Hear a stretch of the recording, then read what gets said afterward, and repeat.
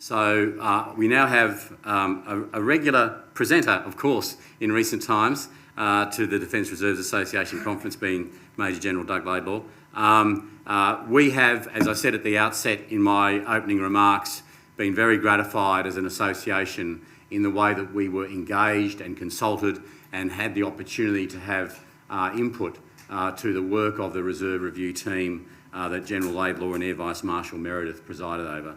And so we support those recommendations in whole or in part, and we're very keen to see them expedited, and we welcome the opportunity to hear from General Laidlaw today as to how that's going. Doug.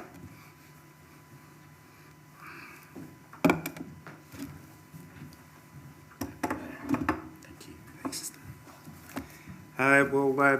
Not quite good afternoon, but good morning, ladies and gentlemen. Michael, thank you for the invitation and the opportunity to come and address our colleagues today. Before I get onto script and talk specifically about the Reserve Review, I might take a lead from Phil Winter, who opened up the issue of our cadets. So in my other role as head of ADF cadets, there has been some great initiatives, I think, over the last few years.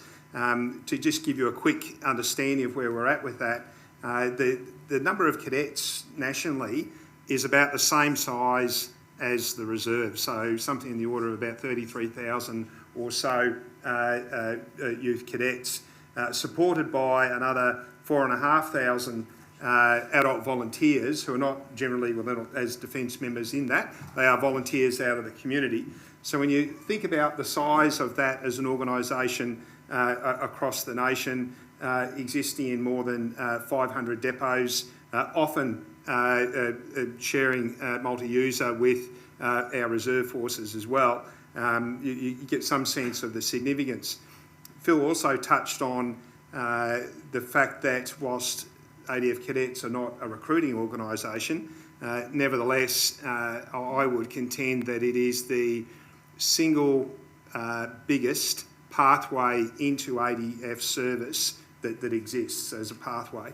The DFR figures would suggest something in the order of 16.5% of successful applicants will acknowledge that they had an ADF cadet background. As Phil touched on, we think the real figure's got a 2 in front of it, because there's still a myth that if you said you're a cadet, you're going to get a hard time at Kapooka. That's not true, but that myth persists. We're trying to understand more about what that really is, and for my money, it is important because clearly we want to reinforce success when it comes to our recruiting pathways. And if you go back to some of the reports, like the Bishop report, for those who are across it, from about 2017, that report looked at the relevance of cadet service to where a member of the ADF was at the 10-year mark or more senior marks, or indeed in terms of other specialist and high-value occupations such as fast jets and the like.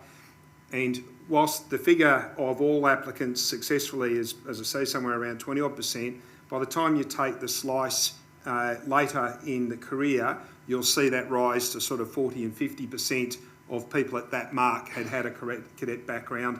And if you look at senior leadership, or as I said, fast jet pilots, you'll see even greater proportions. So it is an indicator that those young Australians are worth investing in, because the return on investment, they're already demonstrated organisational fit, the fact that they're getting into something that they've already got some understanding of and a passion for, it's probably unsurprising that they do then have these significant careers, which are a great payoff for them being selected to start with.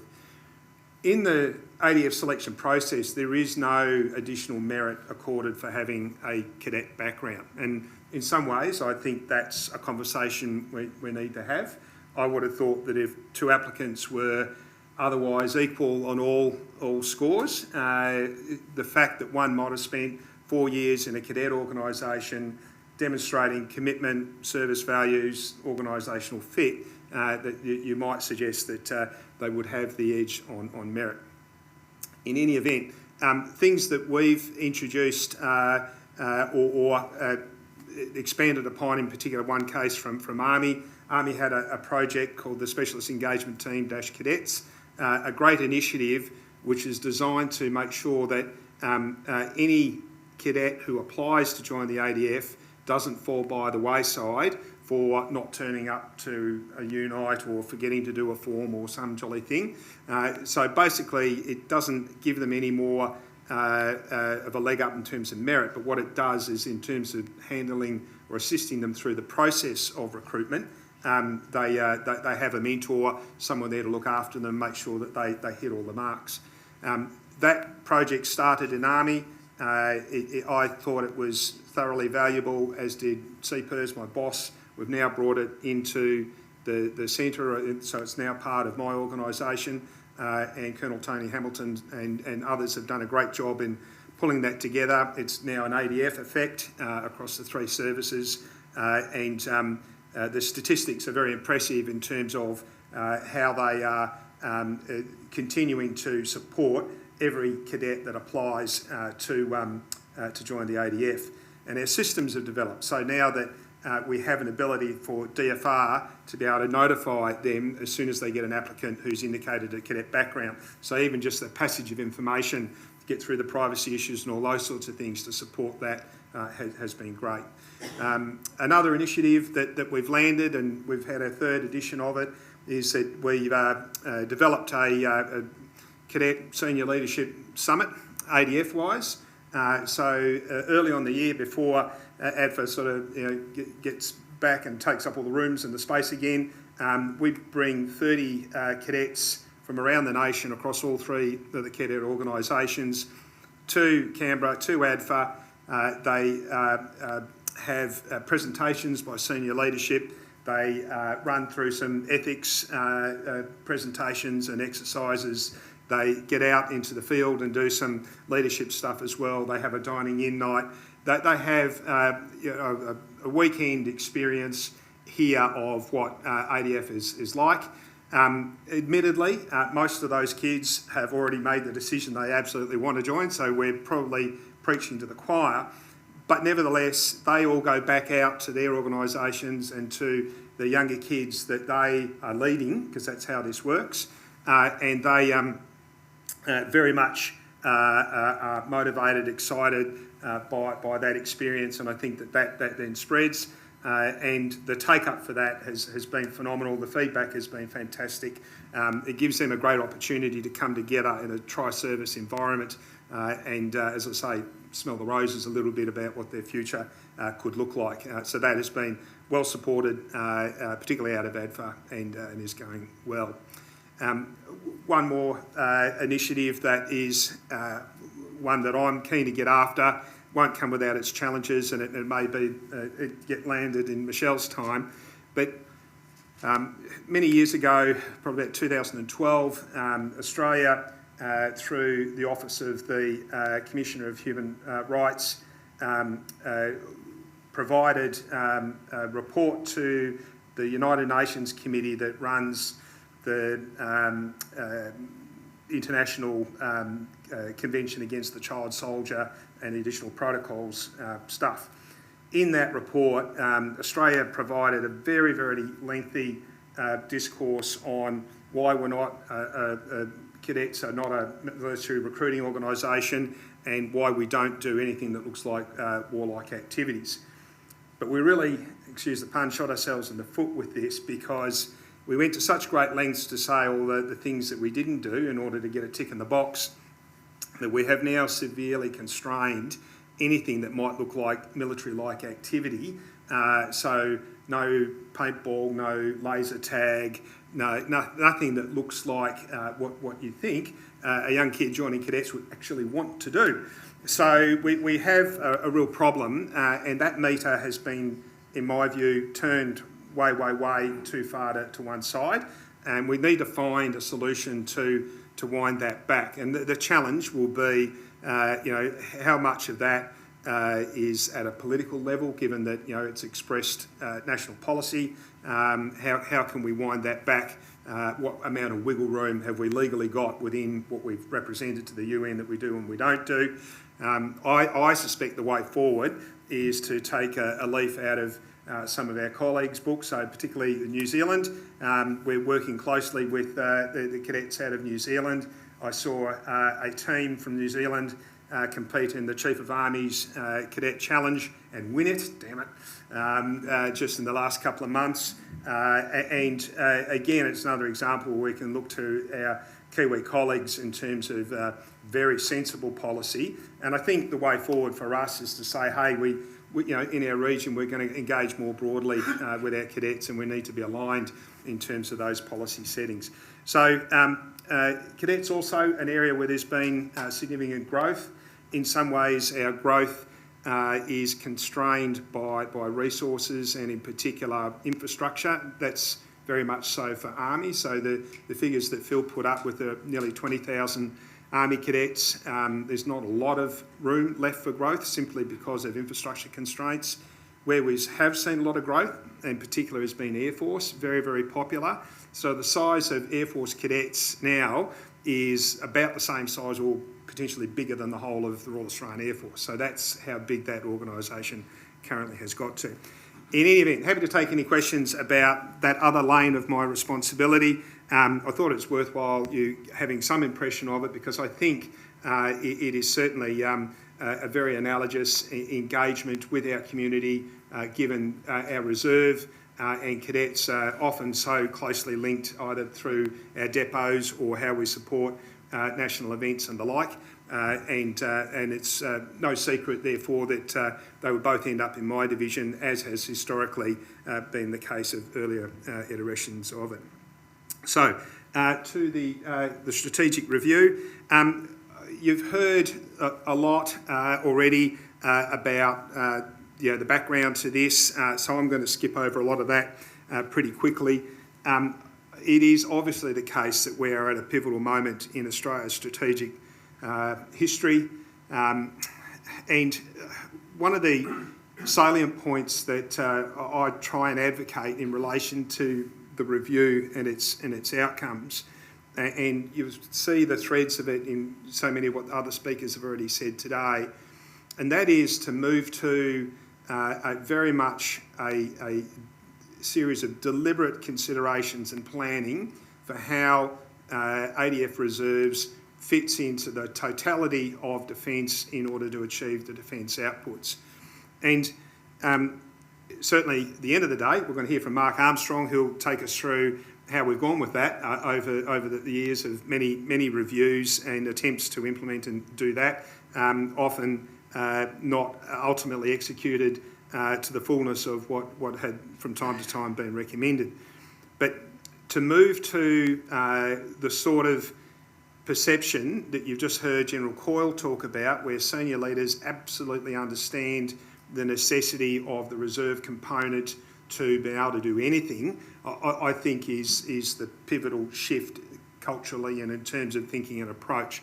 And it needs ultimately to be mirrored with our actual plans. So everything through to how the second division's got its highly developed and developing roles, functions, mission. That is, I think, the future that we need to have across all reserve components. Now, some of them will be completely wrapped up, like it was explained with cyber and space, that there's not going to be necessarily a separate reserve component, and that's great, but still to understand how you're going to access workforce and capability out of your reserve component in order to be able to achieve your mission set, understanding that and having a deliberate plan around that, I think is pivotal.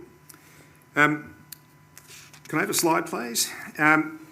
From where I sit, so you've heard a lot about most of this today. The interaction with the Defence Workforce Plan is probably worth understanding because that very much is a driver for us.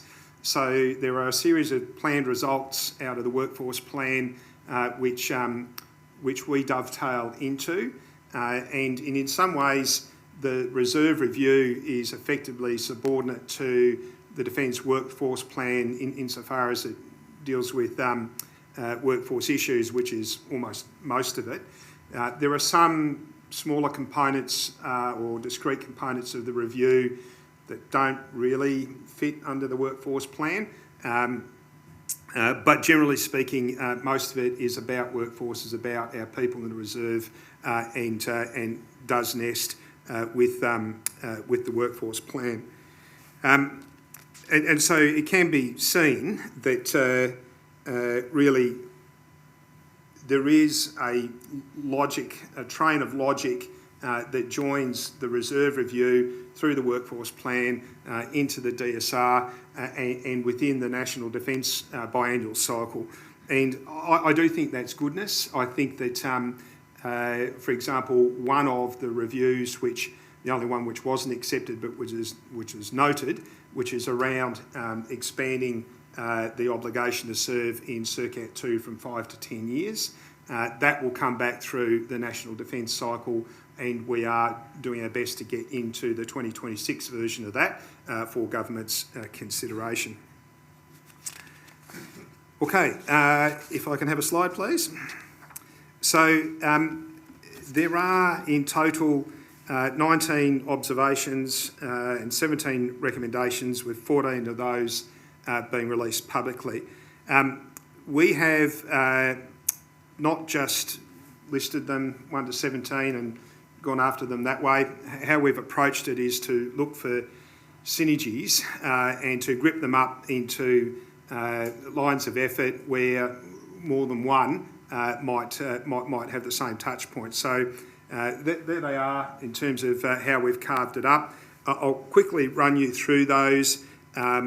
So this bit is a little bit of detail, but happy to come back and address some of those in questions later. So there we have it, LOE 1, which is the Total Workforce System Management.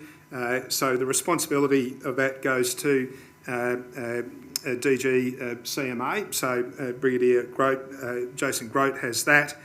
It includes recommendation 7, which is to standardise and extend specialist entry to allow greater flexibility in attracting a broader range of specialists. Recommendation 11, which is around centralised reserve personnel management functions under the control of CPERS within the military personnel organisation to achieve a common approach across the total workforce.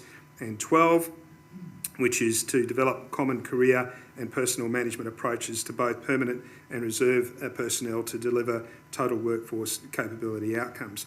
In essence, Army was fairly well developed in terms of how our reservists are career managed, but the same did not exist for Navy and Air Force.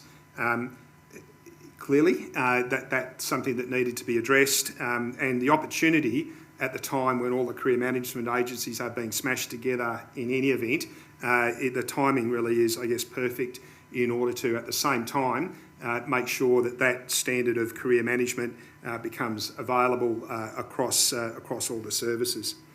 LOA 2 is all about the recruitment side of it, so DG Defence Force Recruiting, Commodore Wilshire's got that, which is to develop options to improve reserve recruitment outcomes in collaboration with Defence People Group and other stakeholders. And I know, and might be interested in the discussion, that there is a view in our community that the recruitment of reservists is probably best in the hands of reservists. And I think to an extent that's right. I think the balancing consideration is, I'm not so sure that it's the attracting of people is the problem. I suspect the problem exists with the sausage machine in terms of the processing once we've got the person, and all of that is going to be beyond the remit of, for example, a reserve unit in the 2nd Division to do much about. But I can absolutely assure you that CPERS is laser focused on the development of all of this, and this as part of improving the recruitment process is probably the thing that keeps her awake at night most. Line of effort 3 is around reserve people and policy and the employment value proposition. So Brigadier Kirk Lloyd has that out of PPAC. Recommendation 6, expand the contingent reserve workforce available to the ADF in times of crisis by extending the active commitment period from the 5 to 10 years. That's the one that will come back through the National Defence cycle. Recommendation 10, establish regular engagement with the CERCAT 2 contingent reserve cohort to quantify and assure the potential capability from this reserve level. Now, when we approach this review, and I may have spoken on this topic on earlier occasions, and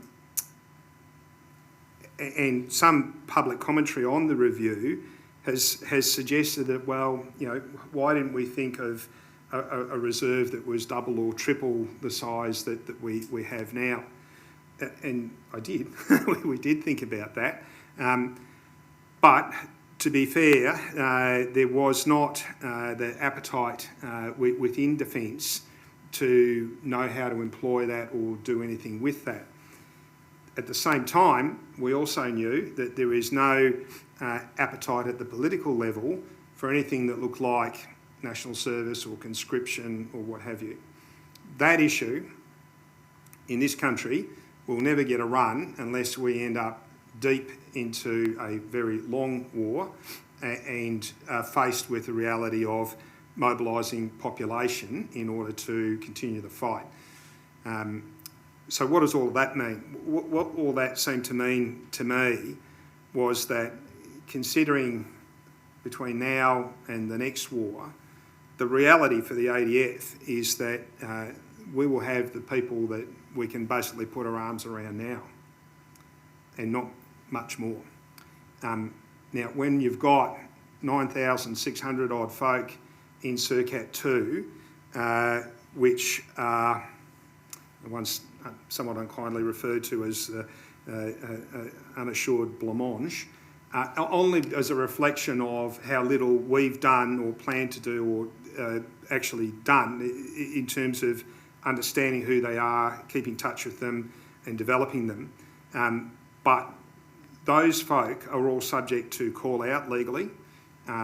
Where we are critically short of workforce, should we have to do more than one theatre mission concurrently, and as you heard earlier in the day, there's no doubt that if we're involved in theatre missions 2 or 3 in an expeditionary sense with combat operations overseas, that is not going to happen in isolation of being prepared to fight and defend our homeland. So 2nd Australian Division and all the component parts that will be part of that will be fully engaged. Where are we going to get the people to do all of that? All right, so in terms of how that features into the thinking, what's behind this review, very much one source of people, human capital, comes out of the CERCAT 2 with the argument that, look, if you turn that into a pool of 20,000 people, you will have more available to draw from to find whatever skill sets that you need. The other thing that all of that feeds into, and I'll touch on it when I talk about the operational reserve and that new pathway that's coming into it, is to develop, in effect, a pilot, a replicatable model of how you take the learnings from ADF Gap Year, from the Ready Reserve scheme, schemes that are successfully able to generate capability in a very efficient and truncated fashion. And if we can learn how to do that, and if we can find a way to have an ADF model that makes sense to quickly onboard and mobilise civilians into uniform to provide a capability, then that's probably as good as we're going to be able to do in order to support scaling and mobilisation in any future crisis or conflict, particularly in the nearer term. So that's why CERCAT 2 gets a run. Also within that LOE is to look at our employee value proposition, which really must address the reserve service to improve recruitment and retention outcomes. So there is an EVP, but in my view, it focuses too much on the full-time component with not enough dedicated a description of how it relates to reserve service. LOE 4 is about the reserve force levels, and if I can flick to a slide and then I'll come back.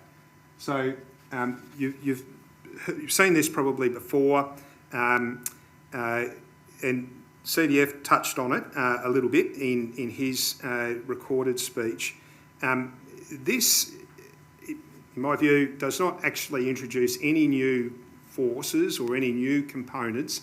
It's actually a conceptual description of what we already have. Right? So we already have a few thousand folk rendering service as individuals, sitting largely in permanent force organisations, providing, whether it's 50 days a year, 200 days a year, or ServOps-C, addressing some of our workforce challenges, but very much meeting the demand and need that's not otherwise been met by permanent force availability. The operational level, think the 2nd Australian Division. It's the clearest and most obvious example of what we mean by that. It already exists, right? It's not particularly new. But within that, what's been identified is when you look across the other domains, whilst land domain's got it, where was maritime, where is air, and of course cyber and space, you've heard from General Coyle. So the idea of new operational reserve forces is really actually about creating ab initio pathways of reservists into those other domains. And in particular, the benefit of reintroducing ab initio recruitment into the reserve for Navy and Air Force, which is agreed in principle. And that 1,000, there's no magic or analysis around 1,000. It was something big enough to test it. It's not too small to be just insignificant, and not so big that it would get knocked back because of resources. It's just a figure. But what it'll do is carve out about 450 each for Navy and Air Force in order to generate a capability in a way using some of the learning around expedited pathways, using some of the learning from the 2nd Division's experience around using SIRCAP 4, and picking a capability that is currently not available or not available in the amount that we would need across multiple theatre missions. I'll give you an example of the sort of thing that I think is a discussion we can have in this case with Navy. So can we flick to the video? Would that be all right, please? I'm going to show you a video now that, and my thanks to Michelle and the 4th Brigade. I lifted this from their Facebook page. This is a video that will show you an American Coast Guard unit. Almost 90% of these are reservists themselves, providing a capability on Talisman Sabre that we don't have in the Royal Australian Navy. So if we could flick to that, please.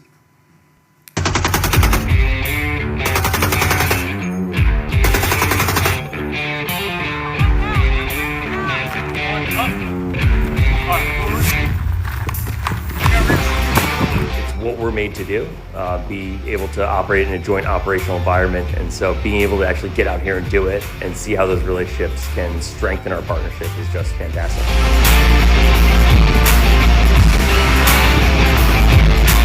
It's been awesome so far. We've integrated really well. The guys get along really well together. There's a lot of similarities. And yeah, it's just been a really good experience seeing how these guys operate on the water, off the water, and how we can help facilitate them protecting the ports.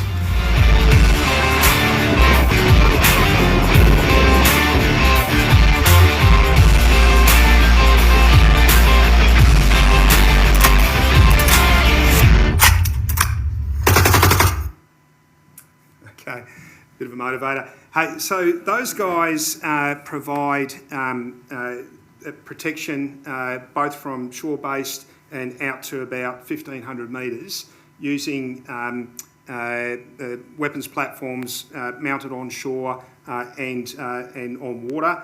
They use the small craft that you saw. They provide a local security effect. They can deal with detention operations and the like around, in this case, HMAS Coonawarra. Speaking to the CO there, who was participating, very much folded into General Boo's component of the exercise there, he recognised that the Australian Navy does not have that capability. They cannot do that.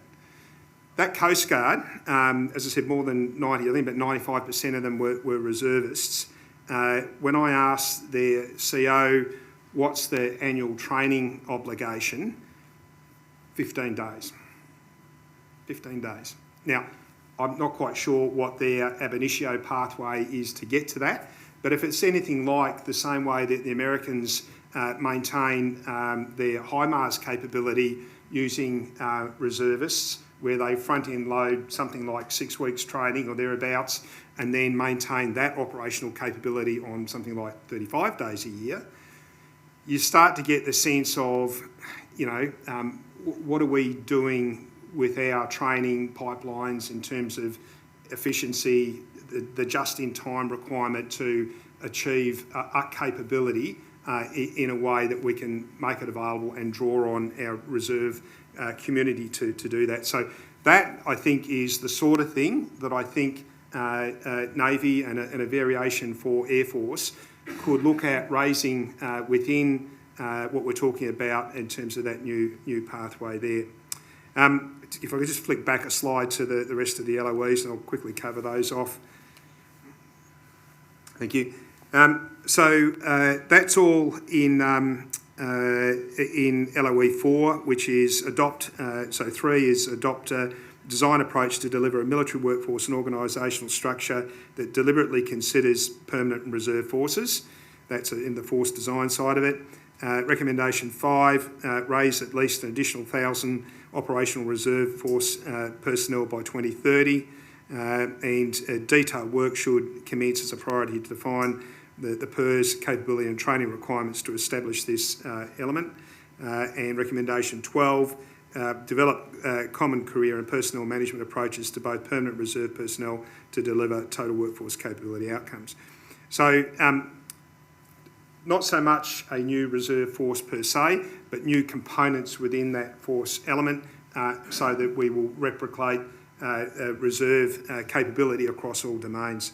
LOE 5 is about the reserve training system, so Brigadier Annette is leading that one up and helping us out with that, and that's to establish the accelerated entry pathway to develop a mechanism tailored for service in that operational reserve, and very much to adopt a minimum essential training approach for that accelerated pathway. And the starting point with that, whilst Navy and Air Force work out what it is, and then that goes to force design, and then we go to cost to work out if they're going to buy it and pay for it, is to start looking at how we onboard specialist service officers across the 3 services. Currently have 3 different courses, 3 different ways of doing it, and I've asked Mike to address that really as a pilot to how we take a more ADF approach where we can in order to simplify it and make it more efficient. LOE 6 is about reserve policy and doctrine, and that includes Rec 2, pursue the broadening and deepening of partnerships with industry employers in a coordinated and prioritised approach to expand access to specific skills and capability outside the ADF. That is not so much to say that, and part of it is the mid-career entry like with cyber, and I'll touch on that a little bit more. But it may also be through the National Support Division and General Walk's efforts to coordinate national mobilisation issues with industry and academia. If you look at any of our NATO partners and you look at the degree to which they have highly developed reserve-like or auxiliary-like solutions to provide the capabilities that we will need and don't currently have, it could be that we eventually have those discussions. The examples in the review are of the 19th Tank Transporter Squadron from the UK, so a logistics company that exists commercially, contracts to defence, but if you want to be in a particular part of that company, you'll also have to join the British Army. You'll be cross-trained as a reservist, and either you're driving the low loaders in civvy or in uniform. When they put a uniform on, they get an uptick of about a 50% loading, and even if they go to war, they are still paid by their company, not even the government. Weird. But anyway, also in the UK, they have whole fleets of KC-30s with crew painted grey, providing contracted services to Defence, just there waiting to stick a roundel on it and become part of the Royal Air Force should that necessity arise. So that's very much future sort of work. Other recs within that one is the Reserve Force level itself, which, as I said, is a conceptual framework, and I've talked about that. Also developing common career and personal management approaches, which I've touched on earlier. And then, importantly, recommendation 14, which is urgently to review conditions of service within the employee value proposition that apply to CIRCATs 3, 4 and 5. So, look, that's a quick rundown of how we've carved it up. The cyber that you've heard General Coyle talk about is absolutely galloping ahead. I put a box around that so that it can do that and it's not constrained by some of the other things that have got so many interrelationships that it's a bit of a wicked problem. But the cyber and, I guess in fullness of time, space are lucky that they can exist in that agile area where they don't come with deep traditions of how things must be done, that they are perfectly situated to explore those more agile ways forward. And certainly where they're up to at the moment in terms of, I think they've already selected 5 mid-career entrants. And I know that from John's experience and what he's brought back from the UK, it will be pivotally important to make sure that these first few in the door as mid-career entries need to be exceptional individuals, because they are going to provide the role models. And if we get that bit right, as they have done in the UK, where the reservists that come in are seen very much as the real specialists with the cutting edge skills, then the demand and the I guess the need being identified for those folk will be obvious. Look, I will probably wrap it up there in the interest of time. I am available to take some questions. You should have a slide, please. You will, and one, that's it, leave it there. You'll see some more comms come out. We've already developed some fact sheets. I've got to do a video, hooray. We'll do more of that and some other products coming out later this year. And concurrently, as was touched on earlier, I've got Brigadier Longley looking at the Defence Reserve Service Protection Act, which I think is a critical enabler to support scaling and mobilisation and really to modernise that Act for the current strategic environment. But with that, thank you for your time. Thanks, Doug. A lot of ground covered there, and we want to do justice to Secretary Frame's, fantastic opportunity to be with us today. We have got a little bit of fudge with lunch, so I'll go straight to questions from the floor. Up the back there. Microphone. I might get someone like John Brennan just to run the microphone up there. Thank you very much. Well, we know it's there, so thank you, John. Keep going. Right direction. Thanks, sir. Craig Gibbons, Reserve Cyber Career Manager. I work for Colonel Minor, helping with his CRF work. I get the impression that there's a lot of these reviews have been done last 10, 20 years, and they become shelfware, and this looks like it's got traction. What's the hard right closure date of all 6 lines of effort? It sounded like there's a lot of CIRCAT 7 folk leading them, and they're obviously swamped with their CIRCAT 7 work in addition to this. So is there a hard right as to when this will be done? Noting conditions of service as an example, that suggests a DFRT submission which can take several years. Hey, look, that is a great question. There's no single hard right. The soft answer to the question is that really the planning and scoping is where we're in now. I expect that to be, we are getting after individual milestones within the LOEs, but you're absolutely right to observe that the execution of this can only happen through the permanent force structure and organisations, those people that own those stovepiped responsibilities.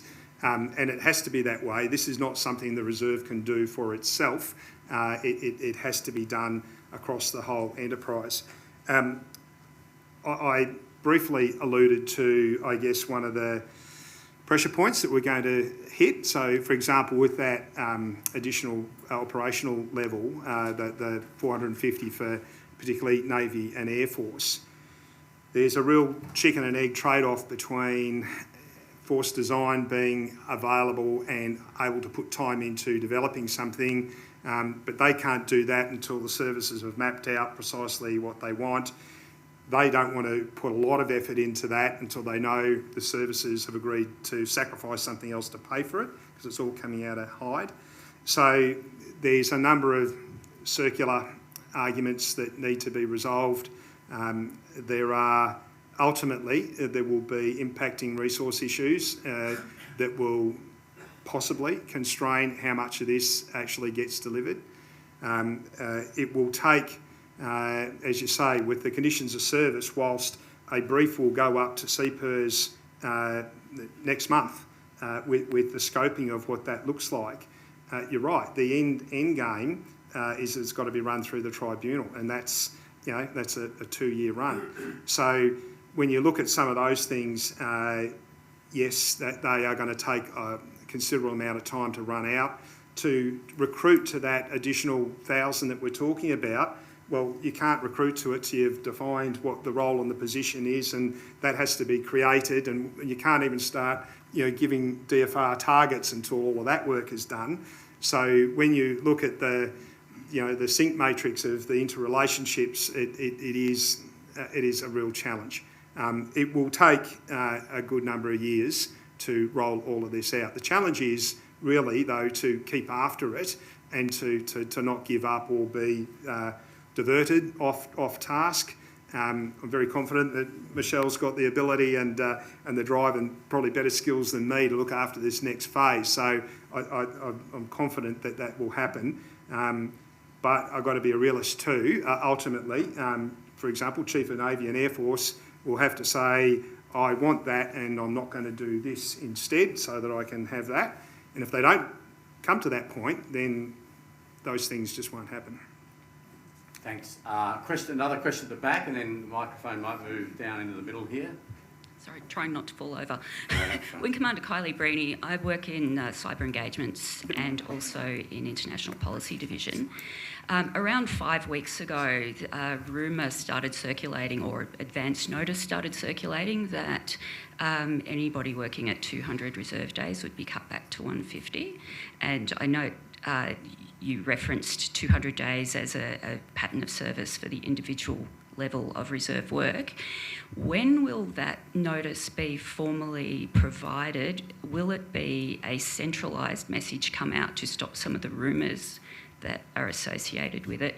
And has there been any analysis done on the impact that that will have to just general ADF capability and also the delivery of the recommendations of this review? Hey, look... I hope so. Is it? Is that on? You get it? Yep. Hey, look, thank you for the question. I was pretty confident this was going to come up today. Will there be central messaging? Yes, there is a draft of a CDF directive, and I've just yesterday had a chance to comment on that. Will it deal with a cap and issues around 200 days? Yes, it will. What analysis has been done? Look, not my decision, not involved, so I can't say what analysis was done. But from my point of view, it is related to a couple of the recommendations that I have touched on here. And I'd like to at least look at the positive in this, which whilst if you're one of those people doing 200 days, you're going to be very interested in this and the outcome, and I get that as a personal situation for those folk. The good bit about it, I think, is that the utility of reserve service to our groups and services clearly has landed. Over the last few years, I guess the massive growth in the use of reserves in order to provide capability, just like what you heard General Coyle talk about, to the point where the most senior people in the organisation are recognising that they can't operate without it. So that's the good news.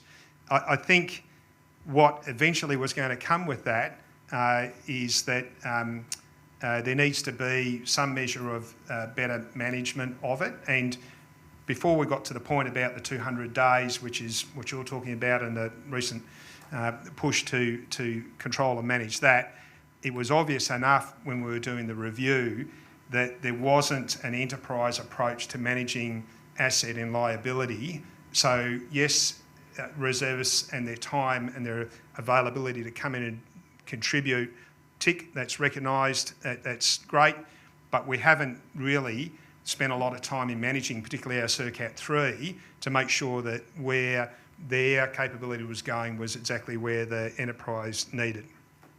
And as a outcome of our own success in that regard, there will need to be some better management of that.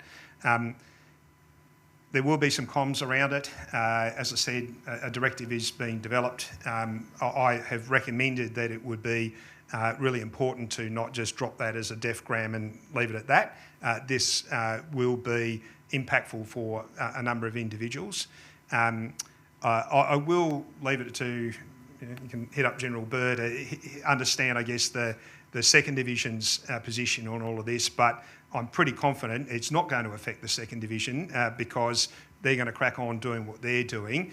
And if you go back to my slide about, well, you don't have to, but the individual operational and contingent, this is really looking at better management of our human capital in that individual layer where those particular folk are. So I think something will happen. It hasn't been signed off yet. It's in development. My view is it was inevitable and needs to be looked at, but I think the messaging and how it's introduced need to be considered carefully. In the interest of time, I might take one more question here, and then I've got a couple of questions here on the screen. But what I might do then is defer any other questions to General Laidlaw until we are having a collective Q&A session after lunch that picks up Commander 2nd Australian Division and also the individual service reps, so we can perhaps pick up some questions then, because we do need to move on to the next presentation. And of course, available over lunch for a conversation. Adam. Yeah. Yes, Colonel Adam Strickland, Fire Brigade. Next year we've got the opportunity with National Defence Strategy 26, quickly followed by the next Defence Workforce Plan. Do you see any opportunities in that to potentially pick up some of the things you missed as part of the review of reserves that you'd like to incorporate into that? I certainly got the foot in the door around the extension of CERCAT 2, so that's to deliver on an existing recommendation.